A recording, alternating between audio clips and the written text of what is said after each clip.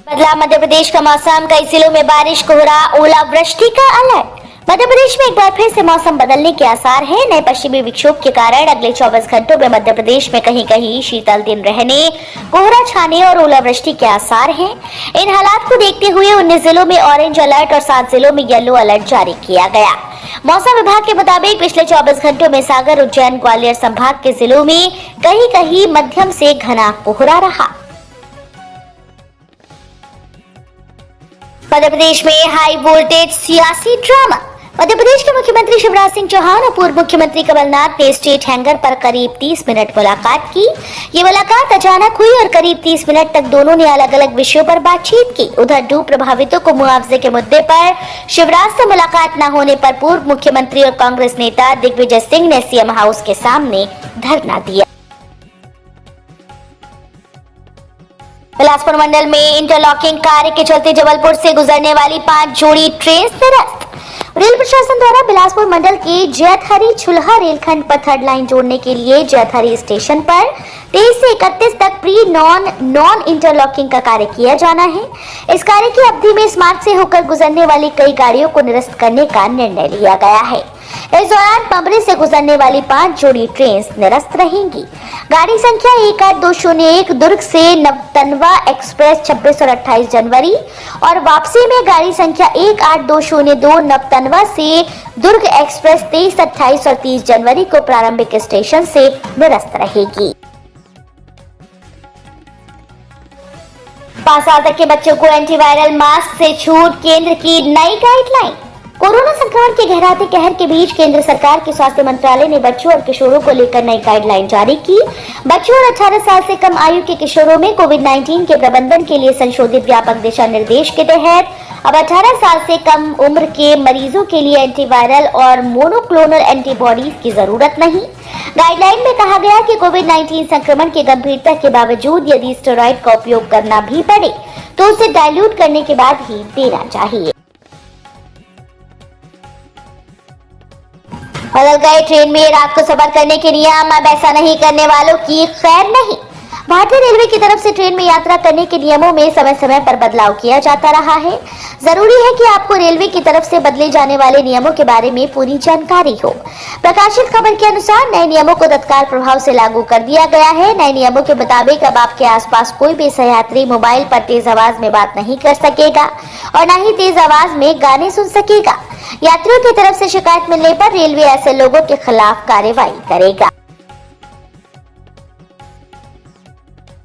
स्कूली छात्रों को सीएम शिवराज ने दिया बड़ा तोहफा, बेटियों स्व सहायता समूह के लिए बड़ी घोषणा। मध्य प्रदेश के मुख्यमंत्री शिवराज सिंह चौहान ने देवास जिले में एमपी स्कूल के स्कूली छात्रों को बड़ा तोहफा दिया। दरअसल देवास जिले के ग्राम चिड़ावत रोड में 12 करोड़ की लागत से निर्मित सीएम राइज स्कूल का विधि विधान से भूमि पूजन किया गया। भूमि पूजन के बाद सीएम शिवराज देवास की जनता से भी मुखातिब हुए। शिवराज ने अधिकारियों को दिए बड़े निर्देश, 4000 से अधिक गांव को मिलेगा लाभ। मध्य प्रदेश के ग्रामों में पेयजल योजनाओं के संचालन को लेकर राजनीति और सहयोग प्राप्त समिति के प्रभाव से गांव में पेयजल योजना के संचालन का काम तेजी से किया जाए। इसके साथ निर्धारित कर का अंशदान भी उपयोगकर्ता से प्राप्त करने के लिए उन्हें प्रेरित करते हुए काम तेजी से किया जाए। सीएम शिवराज ने कहा कि प्रधानमंत्री नरेंद्र मोदी द्वारा देश के गाँव में एक घरों के टोटे से जल भरने का कार्य करवाना साधारण बात नहीं। मध्य प्रदेश हाईकोर्ट ने चुनाव आयोग को जारी किया नोटिस। मध्य प्रदेश में विधायक और महापौर के चुनाव की तरह पंचायत चुनाव में भी खर्च की सीमा तय करने की मांग को लेकर दायर याचिका पर मध्य प्रदेश हाईकोर्ट में सुनवाई हुई। याचिका की सुनवाई करते हुए मध्य प्रदेश हाईकोर्ट ने चुनाव आयोग को नोटिस जारी करते हुए 3 सप्ताह में जवाब पेश करने के निर्देश दिए। नागरिक उपभोक्ता मार्गदर्शक मंच के द्वारा दायर याचिका में कहा गया कि विधायक और महापौर के चुनाव की तरह ही पंचायत चुनाव में भी खर्च की सीमा तय की जाए। याचिका में पंच, सरपंच, जनपद पंचायत सदस्य, जिला पंचायत सदस्यों में खर्च की सीमा तय किए जाने की मांग की गई। नागरिक उपभोक्ता मार्गदर्शक मंच की याचिका पर सुनवाई करते हुए मध्य प्रदेश हाईकोर्ट ने चुनाव आयोग को नोटिस जारी कर 3 सप्ताह में जवाब तलब किया है। मध्य प्रदेश में शराबबंदी के लिए 14 फरवरी से अभियान शुरू करेंगी उमा भारती। पूर्व मुख्यमंत्री उमा भारती शराबबंदी नशाबंदी अभियान 14 फरवरी से शुरू करेंगी। ये जानकारी उन्होंने शुक्रवार को एक के बाद एक 6 ट्वीट कर दी। उन्होंने कहा कि मध्य प्रदेश में नशाबंदी होकर रहेगी। ये अभियान सरकार के खिलाफ नहीं बल्कि शराब और नशे के खिलाफ है। भाजपा, कांग्रेस और सरकार में बैठे कुछ लोगों को समझ पाना भी कठिन काम है। उमा भारती ने कहा कि अभियान को लेकर पहले चरण की चर्चा राष्ट्रीय स्वयंसेवक संघ के वरिष्ठ स्वयंसेवकों, भाजपा के प्रदेश अध्यक्ष विष्णु दत्त शर्मा और मुख्यमंत्री शिवराज सिंह चौहान से हो चुकी है। मुख्यमंत्री 23 जनवरी को भोपाल के सुभाष नगर आरओबी का लोकार्पण करेंगे। मुख्यमंत्री शिवराज सिंह चौहान 23 जनवरी को सुभाष चंद्र बोस जयंती पर शाम 4:30 बजे सुभाष नगर आरओबी का लोकार्पण करेंगे। चिकित्सा शिक्षा मंत्री विश्वास सारंग ने शुक्रवार को अधिकारियों के साथ मिलकर आरओबी का निरीक्षण किया। इस दौरान उन्होंने बताया कि मुख्यमंत्री प्रभात चौराहा पर स्थापित नेताजी सुभाष चंद्र बोस की प्रतिमा का अनावरण और आजाद हिंद फौज कॉन्सेप्ट पार्क का भूमि पूजन करेंगे। मंत्री ने प्रभात चौराहा पहुंचकर वहां के तमाम व्यवस्थाओं को देखा और संबंधित अधिकारियों को आवश्यक दिशा निर्देश दिए। उन्होंने कहा कि आजादी की 75वीं वर्षगांठ के मौके पर सुभाष चंद्र बोस को कृतज्ञता ज्ञापित करते हुए देशभक्तिमय वातावरण निर्मित कर आरओबी को सजाया जाएगा।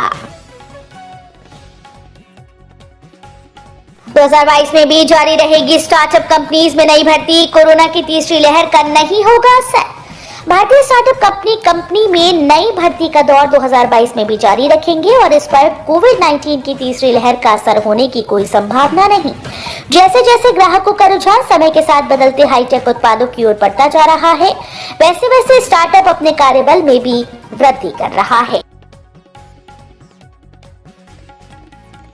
बेटी के लिए पैसा जमा करने से पहले सुकन्या समृद्धि योजना में हुए बड़े बदलाव। सुकन्या समृद्धि योजना के तहत खोले गए खाते को पहले 2 परिस्थितियों में बंद किया जा सकता था। पहला, बेटी की मौत हो जाए और दूसरा, यदि बेटी के रहने का पता बदल जाए। लेकिन नए बदलाव के बाद खाता धारकों की जानलेवा बीमारी को भी इसमें शामिल कर लिया गया। अभिभावक की मौत होने पर भी समय से पहले अकाउंट बंद किया जा सकता है। पहले इस योजना में 2 बेटियों के खाते पर ही 80C के तहत टैक्स छूट का लाभ मिलता था।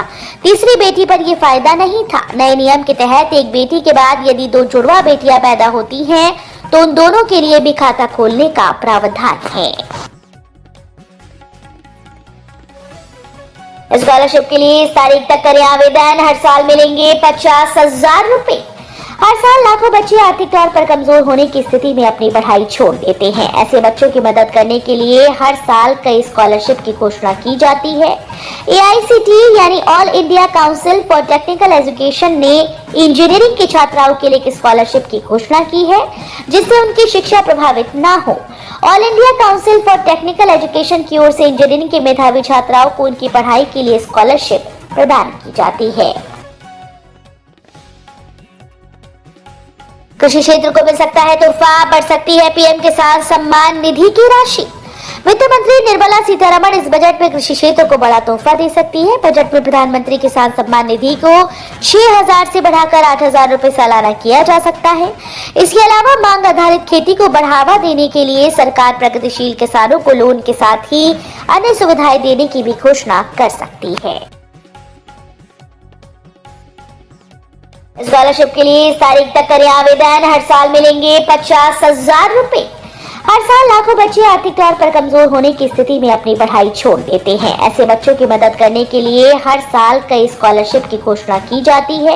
AICTE यानी all India council for technical education ने इंजीनियरिंग के छात्राओं के लिए एक स्कॉलरशिप की घोषणा की है, जिससे उनकी शिक्षा प्रभावित न हो।